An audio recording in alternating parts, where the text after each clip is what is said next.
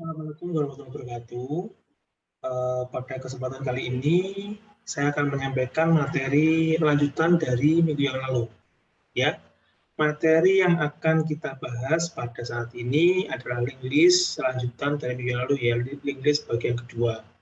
Nah, kita masih ingat ya, apa sih sebenarnya link list itu?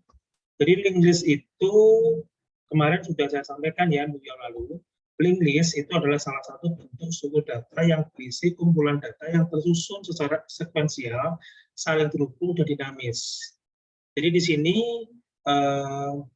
kita dituntut untuk mampu membuat sebuah program yang terstruktur, di mana program tersebut dapat kita gunakan untuk menghubungkan antar data, di mana data itu bisa disusun secara sekuensial atau secara berurutan. Kemudian untuk menyambungkan data tersebut diperlukan alokasi memori agar nanti dapat terhubung antara data satu dengan data yang lain. Istilahnya nanti untuk membuat sebuah link list kita perlu adanya node. Nah, untuk menghubungkan node maka perlu adanya salah satu alokasi memori untuk menyambungkan antara satu node dengan node yang lain. Ya. Nah, karakteristik link list ini sudah saya sampaikan juga pada pertemuan sebelumnya. Jadi saya ulangi kembali di sini. Karakteristik link list itu terdiri atas node yang secara bersama-sama membentuk susunan linier. Nah, seperti ini. Kita bisa melihat susunan node itu mulai dari head sampai tail. Artinya di sini ada banyak node ya, ada 4 node gambarannya di situ, di mana posisi yang di paling depan dinamakan dengan head, sedangkan yang paling belakang dinamakan dengan tail. Nah, data itu terletak di bagian sebelah kiri node. Nah, sebelah kanan itu berisi reference ya, yang nanti berisi alokasi memori untuk menghubungkan dengan node yang lain. Nah, ini setiap node terhubung dengan node sebelumnya menggunakan referensi dari node sebelumnya. Referensi node ke node sebelumnya, ya referensi ke node sebelumnya itu disebut dengan link. Jadi reference ya, reference yang ada pada ini bagian node sebelah kanan dan terhubung ke node sebelumnya itu dinamakan dengan link. Node terdiri atas elemen, data, dan referensi. Nah, ini node ada elemen data dan referensi. Di sini sudah ditunjukkan ya di karakteristik link list. Oke, saya lanjutkan. Link list ya, mohon maaf saya koreksi. Link list itu terbagi menjadi dua bentuk ya minggu yang lalu. Di antaranya ada single link list dan ada double link list. Single link list ini merupakan list yang setiap simpul pembentuknya mempunyai satu rantai link ke simpul yang lain. Sedangkan double link list ini sama sebenarnya dengan single link list, hanya dia menerapkan pref. Pref itu adalah suatu arah node ya yang dipakai untuk menghubungkan ke arah sebaliknya. Kalau misalnya single link list kan arahnya dari kiri ke kanan, tapi kalau double link list nanti arah linknya bisa bolak-balik dari kiri ke kanan dan dari kanan ke kiri. Nanti akan saya tunjukkan double link list itu seperti apa. Next. Nah, pada minggu ini saya akan sampaikan bagaimana link list itu dapat dioperasikan. Link list itu dapat dioperasikan dengan cara menambah simpul. Ya, tetapi sebelum menambah simpul di tengah, untuk membuat sebuah link list itu perlu penciptaan atau pembuatan sebuah node baru. Node baru terlebih dahulu, baru nanti kalau sudah terisi beberapa node, kita bisa menambahkan simpul node ke tengah link list. Nah, proses penambahan di tengah berarti proses penyisipan data pada posisi tertentu. Artinya di sini untuk menambah sebuah node ya, untuk menambah sebuah node itu bisa dilakukan pada posisi tengah ya, atau pada posisi selain di awal atau di akhir. Jadi posisinya di tengah-tengah itu bisa, tidak apa-apa. Oke. Terdapat beberapa kondisi yang harus diperhatikan ketika ingin melakukan penyisipan data, di antaranya kondisi ketika link list masih kosong dan ketika link list sudah mempunyai data. Artinya di sini ya, pada saat melakukan penambahan link list ya, penambahan node maksud saya, penambahan node pada deretan link list tadi, Maka syarat utama nanti agar bisa ditambahkan di posisi tertentu atau di bagian tengah, node harus sudah ada yang pertama, ya. Kenapa? Karena kalau misalnya node-nya masih kosong, berarti kan masih belum terbentuk sebuah list, ya, linked list. Sehingga syaratnya harus terdapat beberapa node terlebih dahulu agar bisa menambahkan simpul pada posisi tengah atau posisi manapun, pokoknya tidak berada di ujung, ya. Proses penambahan data ketika linked list sudah mempunyai data ini. Jadi kalau misalnya sudah ada data, sudah ada beberapa node, baru bisa disisipkan di bagian tengah atau di posisi manapun, selain di posisi ujung, gitu ya. Nah, untuk gambarannya seperti ini bisa kalian lihat ya, gambaran menambah simpul di tengah. Yang pertama, posisi data yang akan ditambahkan dari tengah. Jadi di sini akan ditambahkan data baru, ini data E. Data E ini nantinya akan disisipkan di antara node B dan node C. Kemudian, nah ini, cari posisi elemen sebelum posisi sisip, kemudian simpan dalam suatu variabel dalam nama bantu. Jadi, setelah ditentukan node baru, maka langkah selanjutnya adalah mencari di mana lokasi untuk menyisipkannya, gitu ya. Kemudian sambungkan field next dari baru ke posisi next dari bantu. Jadi di sini ya pada node E, di sini kan ada data E dan yang sebelah kanannya kan reference ya. Reference ini nantinya dipakai untuk menghubungkan, kan isinya alokasi memori ya, nanti dipakai untuk menghubungkan ke node yang akan disisipkan. Artinya di sini nanti kan yang akan disisipkan antara B dan C. Maka nanti alokasi memorinya ya disisipkan di node C, gitu ya. Akan disisipkan di node C. Nah, kemudian setelah disambungkan ke node C, maka link dari node B tadi, link dari node B, artinya yang terhubung melalui data reference B, node B, itu nanti akan disambungkan ke node E. Ya, sehingga dari situ node E akan tersambung. Node E akan tersambung di antara node B dan node C. Ya, bisa kalian lihat di situ ya.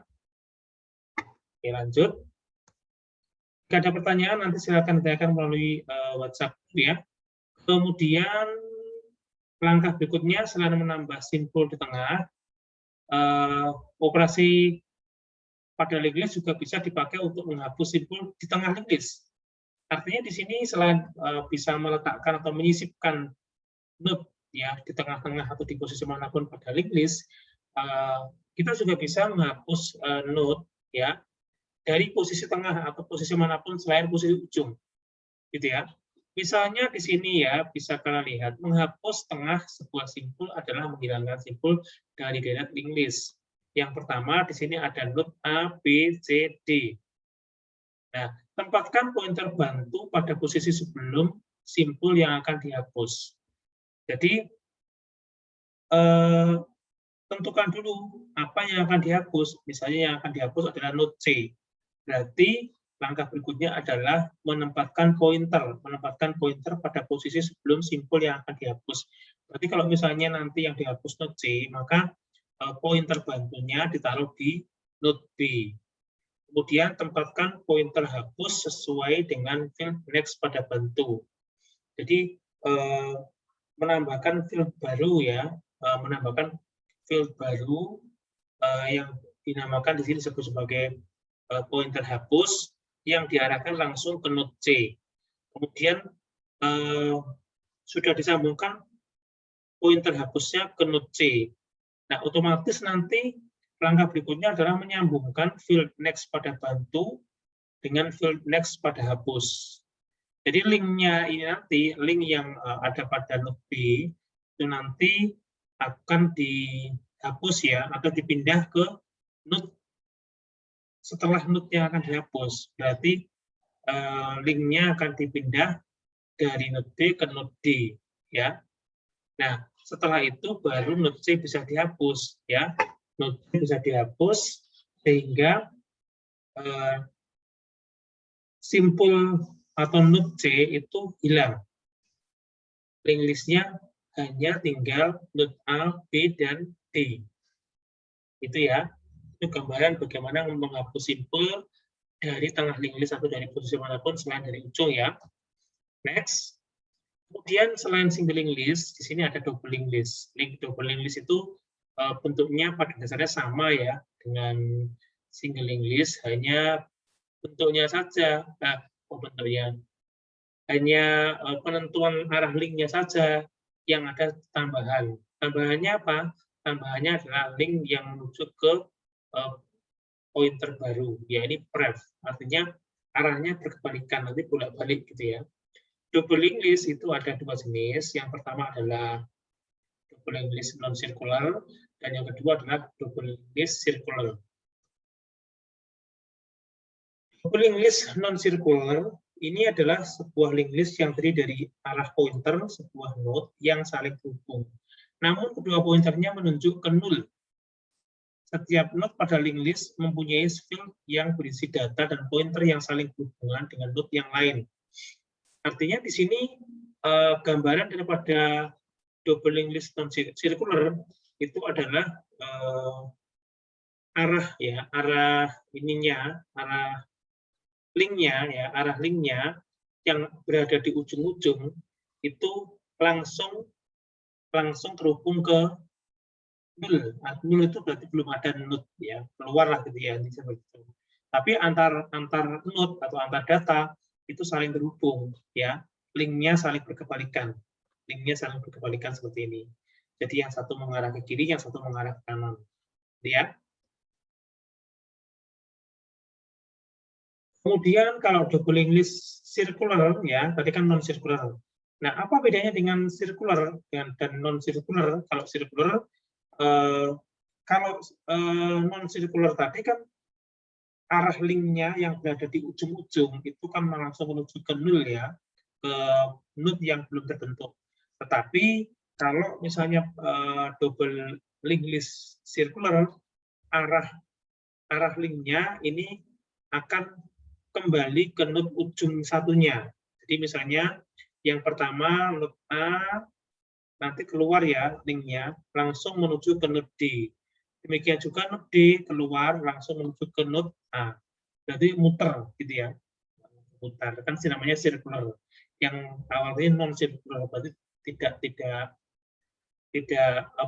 berputar ya, tidak berputar arahnya. Kalau ini kan berputar terus. Nggak ada ujungnya, berarti seperti nggak ada ujungnya. Gitu ya. Next. Nah, contoh penggunaan double link list circular ini bisa saya tunjukkan pada program berikut. Ini programnya seperti ini ya. Jadi nanti pada saat saya menambahkan data awal, itu nanti datanya akan muncul ya, datanya akan muncul apa yang dimasukkan pertama kali. Misalkan dimasukkan, jadi syaratnya harus memasukkan untuk bisa menambahkan data di tengah, kita harus memiliki dua data yang dimasukkan terlebih dahulu. Baru nanti kita bisa menambah, mengakses fitur pada penambahan link list di tengah. Demikian juga untuk hapus di tengah, itu syaratnya harus ada dua node dulu yang diisi. Gitu ya. Nah, untuk prosedur deklarasi node baru, kalian bisa lihat di sini ya. Nah, ini membuat struct node terlebih dahulu. Ini untuk deklarasi node-nya atau membuat node baru. Ya, membuat node baru. Kemudian setelah membuat node baru, langkah berikutnya adalah menambah link list awal. Menambah link list awal itu berarti menambah data dari posisi awal. Ya.